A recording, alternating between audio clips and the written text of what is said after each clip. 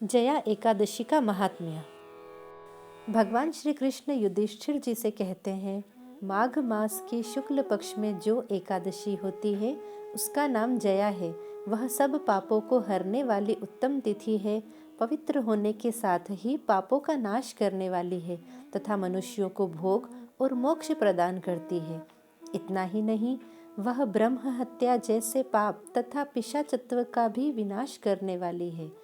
इसका व्रत करने पर मनुष्यों को कभी प्रेत योनि में नहीं जाना पड़ता। इसीलिए राजन, प्रयत्नपूर्वक जया नाम की एकादशी का व्रत करना चाहिए। एक समय की बात है, स्वर्ग लोक में देवराज इंद्र राज्य करते थे। देवगण पारिजात वृक्षों से भरे हुए नंदन वन में अप्सराओं के साथ विहार कर रहे थे। 50 करोड़ गंधर्वों के नायक देवराज इंद्र ने स्वेच्छानुसार वन में विचार करते हुए बड़े हर्ष के साथ नृत्य का आयोजन किया। उसमें गंधर्व गान कर रहे थे, जिनमें पुष्पदंत, चित्रसेन तथा उसका पुत्र ये 3 प्रधान थे। चित्रसेन की स्त्री का नाम मालिनी था।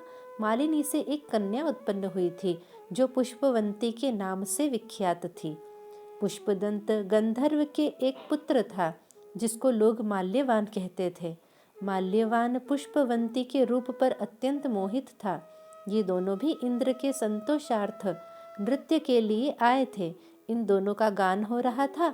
इनके साथ अप्सराएं भी थी। परस्पर अनुराग के कारण ये दोनों मोह के वशीभूत हो गए। चित्त में भ्रांति आ गई, इसीलिए वे शुद्ध गान न गा सके। कभी ताल भंग हो जाता और कभी गीत बंद हो जाता था। इंद्र ने इस प्रमाद पर विचार किया और इसमें अपना अपमान समझकर वे कुपित हो गए। अतः इन दोनों को शाप देते हुए बोले, ओ मूर्खों, तुम दोनों को धिक्कार है। तुम लोग पतित और मेरी आज्ञा भंग करने वाले हो। अतः पति पत्नी के रूप में रहते हुए पिशाच हो जाओ। इंद्र के इस प्रकार शाप देने पर इन दोनों के मन में बड़ा दुख हुआ। वे हिमालय पर्वत पर चले गए और पिशाच योनि को पाकर भयंकर दुख भोगने लगे। शारीरिक पातक से उत्पन्न ताप से पीड़ित होकर दोनों ही पर्वत की कंदराओं में विचरते रहते थे। एक दिन पिशाच ने अपनी पत्नी पिशाची से कहा, हमने कौन सा पाप किया है जिससे यह पिशाच योनि प्राप्त हुई है? नरक का कष्ट अत्यंत भयंकर है तथा पिशाच योनि भी बहुत दुख देने वाली है। अतः पूर्ण प्रयत्न करके पाप से बचना चाहिए। इस प्रकार चिंता मग्न होकर वे दोनों दुख के कारण सूखते जा रहे थे। देव योग से उन्हें माघ मास की एकादशी तिथि प्राप्त हो गई। जया नाम से विख्यात तिथि, जो सब तिथियों में उत्तम है, वह आई। उस दिन उन दोनों ने सब प्रकार के आहार त्याग दिए, जलपान तक नहीं किया, किसी जीव की हिंसा नहीं की, यहाँ तक कि फल भी नहीं खाया। निरंतर दुख से युक्त होकर वे एक पीपल के समीप बैठे रहे। सूर्यास्त हो गया। उनके प्राण लेने वाली भयंकर रात उत्पन्न हुई। उन्हें नींद नहीं आई। वे रति या और कोई सुख भी नहीं पा सके। सूर्योदय हुआ। द्वादशी का दिन आया। उन पिशाचों के द्वारा जया के उत्तम व्रत का पालन हो गया। उन्होंने रात में जागरण भी किया था। उस व्रत के प्रभाव से तथा भगवान विष्णु की शक्ति से उन दोनों की पिशाचता दूर हो गई। पुष्पवंती और माल्यवान अपने पूर्व रूप में आ गए। उनके हृदय में वही पुराना स्नेह उमड़ रहा था। उनके शरीर पर पहले ही जैसे अलंकार शोभा पा रहे थे।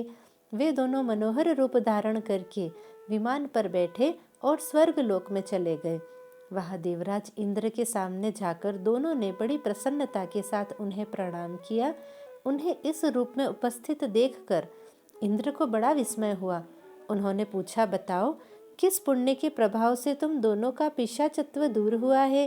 तुम मेरे शाप को प्राप्त हो चुके थे, फिर किस देवता ने तुम्हें उससे छुटकारा दिलाया है? माल्यवान बोला, स्वामिन, भगवान वासुदेव की कृपा तथा जया नामक एकादशी के व्रत से हमारी पिशाचता दूर हुई है।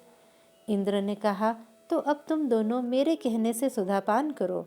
जो लोग एकादशी के व्रत में तत्पर और भगवान कृष्ण के शरणागत होते हैं, वे हमारे भी पूजनीय हैं। भगवान श्री कृष्ण कहते हैं, राजन, इस कारण एकादशी का व्रत करना चाहिए।